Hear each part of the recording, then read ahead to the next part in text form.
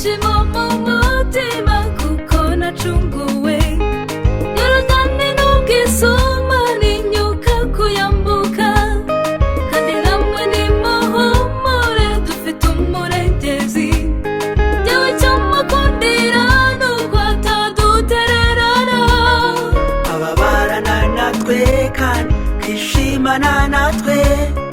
Uwo mwami Yesu arahebuje ngwino musange. Mwana w'Imana tega amatwi wumve iby'Umwuka abwira amatorero, ko wiziba amatwi kandi gihari iki. None se urabona amaherezo yawe arayahe?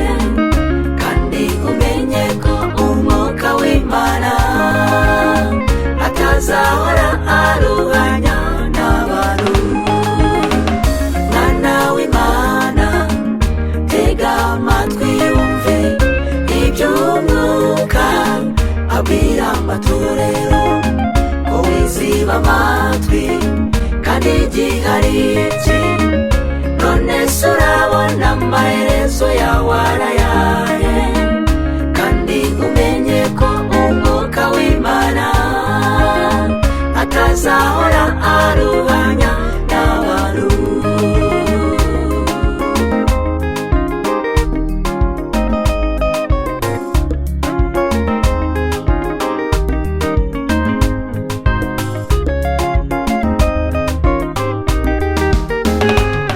arahebuje kuko afite byose mu biganza bye.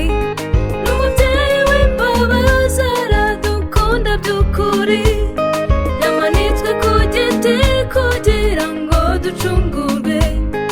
Imitima ye niyo adukirisha n'ukuri, Kandi yaravuze ati ntabaza ndagutabara, mu bibazo uhura nabyo byose igisubizo. Mwana w'Imana tega amatwi wumve iby'Umwuka abwira amatorero, ko wiziba amatwi kandi gihari iki. None se urabona amaherezo yawe arayahe? Kandi umenye ko Umwuka w'Imana atazahora aruhanya n'abantu.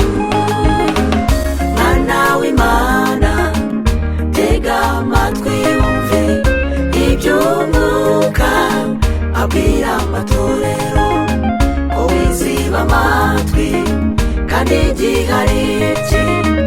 None se urabona amaherezo yawe arayahe?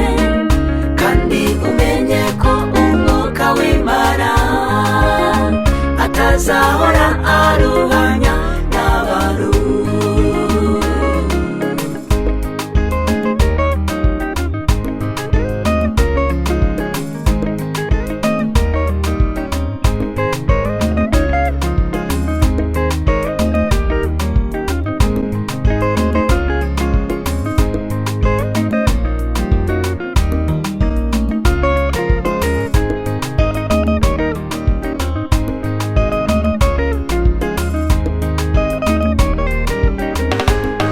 tuzanezerwa dutashya aho waduteguriye, kuko Yesu y'icumbi n'amahoro ayirangwamo. Turarwara tukarwaza tukabura n'abacu, ariko heza nta n'ikibi kiza aragwayo. Tuzaba mu munezero w'ibihe bidashira. Nyamuneka nshuti nkunda nawe tuzamureyo. Mwana w'Imana tega amatwi wumve iby'Umwuka abwira amatorero, ko wiziba amatwi kandi gihari iki. None se urabona amaherezo yawe arayahe? Kandi umenye ko Umwuka w'Imana atazahora aruhanya n'abantu.